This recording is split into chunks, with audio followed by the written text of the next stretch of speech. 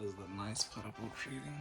When you take trades and they end up like that. Look, 13 times what your risks. So you risk one and you get 13 back. And that is definitely what happened in a trade I took. Not today, I spoke about the trade in another day, but this is the trade here. I took a buy here on my FTMO challenge.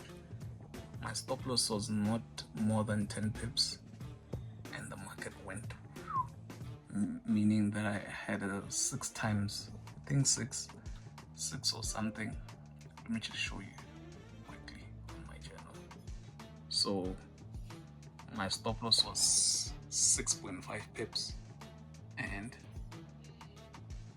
what I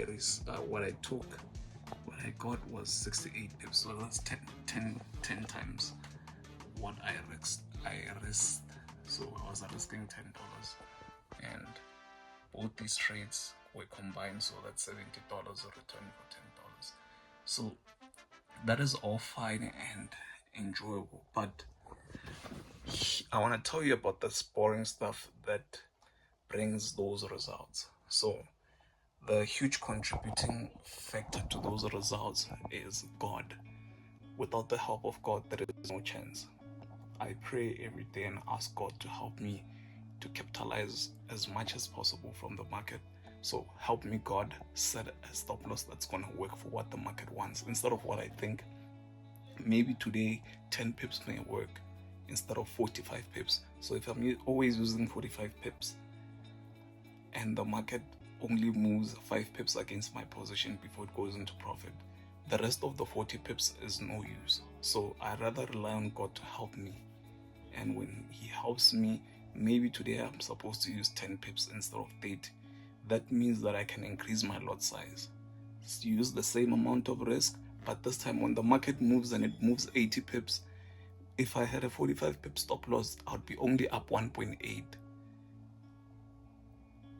times 1.8. But when I have a 10 pip stop, I'm up 8, right? 8R.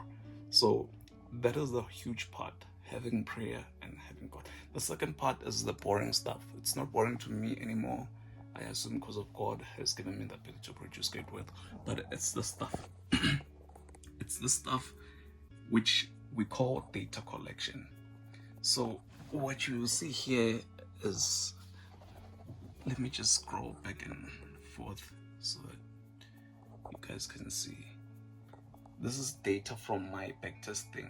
All the backtesting, as you see, the dates are changing there and the times, all the different stop losses, all the potential profit. You see here it says 12R available. So the stop loss was 20. The pips available in profit, take profit pips, was 240, which means 12R. Was it a news day? Yes. What type of news day was it? It was CPI. Did this trade happen before or after the news? It happened after the news. Was there potential for the market to move even more? Yeah, so all this data has been manually, and it doesn't have to be the same for everybody that you manually have this data, but because I didn't have like stuff like TradeZilla, like a backtesting trading general software like TradeZilla, or I know of TradeZilla, I don't know, or FX Pro, I had to do it manually. But the benefit of doing it manually is that you learn, you now know that the information is not only on the software, it is in you. You know that I've seen this before, I've seen this before, I've seen this before.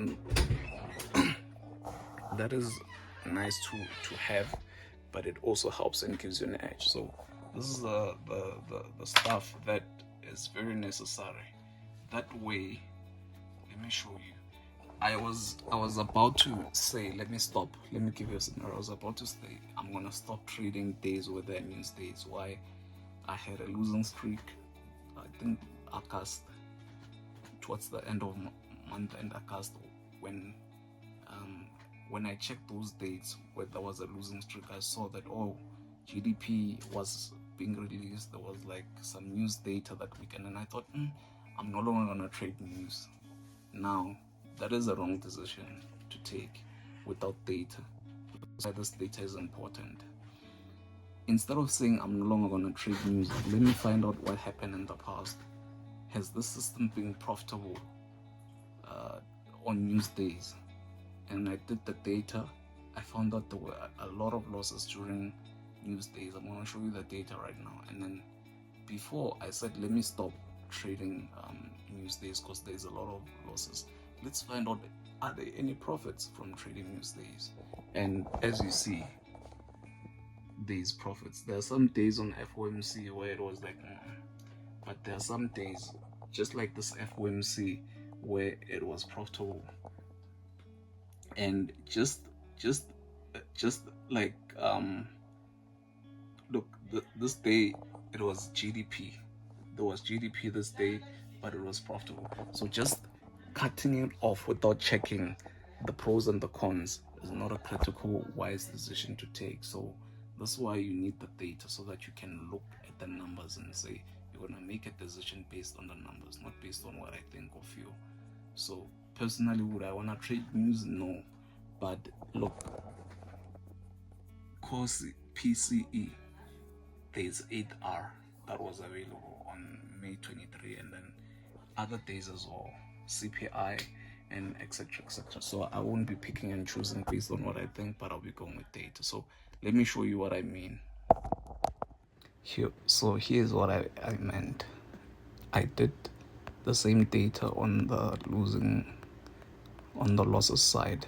As you see, it's from 2025 until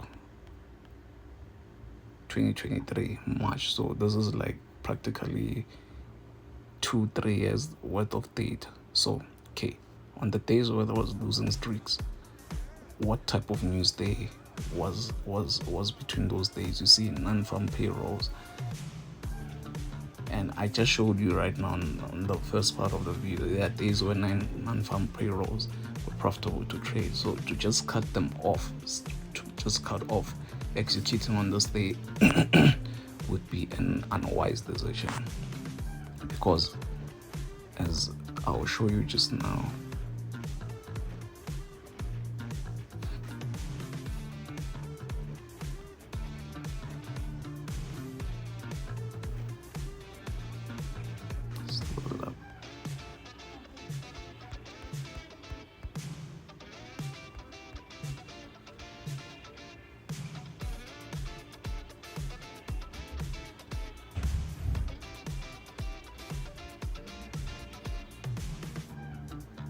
look, this day was NFP day right here, and it was a 3-hour day.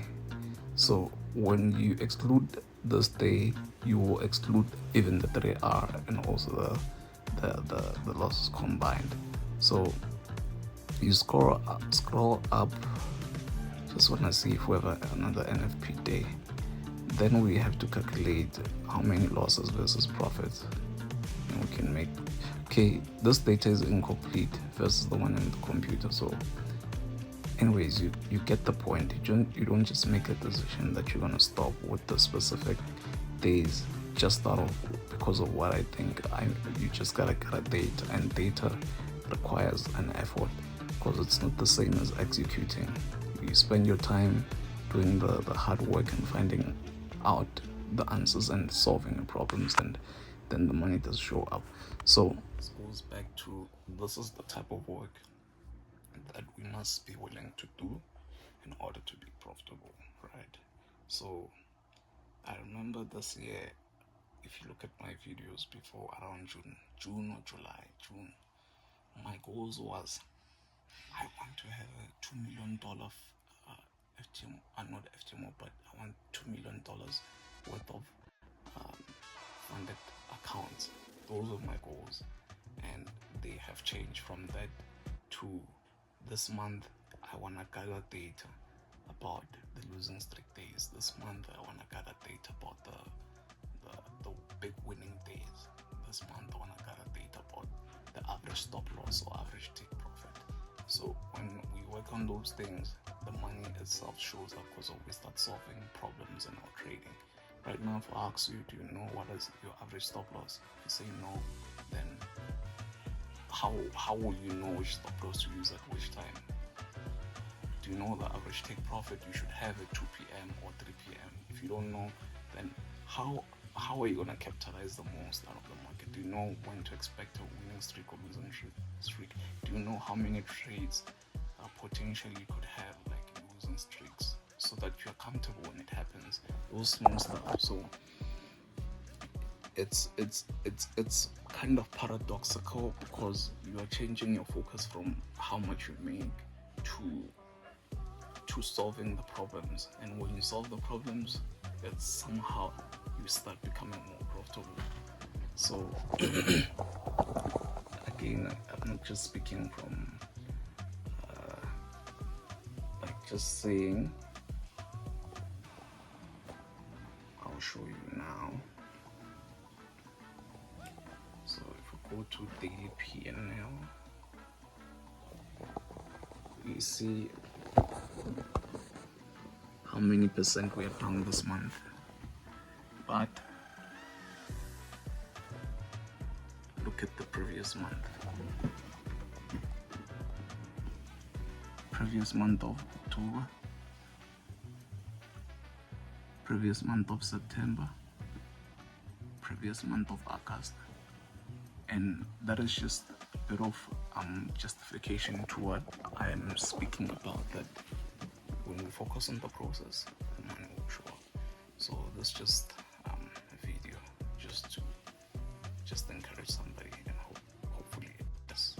So see you on the next video. I'll probably make another video when there is time. Don't know when, but when there is time. So before I leave, I just wanted to show, for example, these are the things that I want to work on, right? Look at this one. Excuse me. Raise activities I want to work on. Look at this one. So you can pause the video and just read it for yourself, and then you see these are the things that we want to solve. Found out what type of trades where we had losing streak, for example.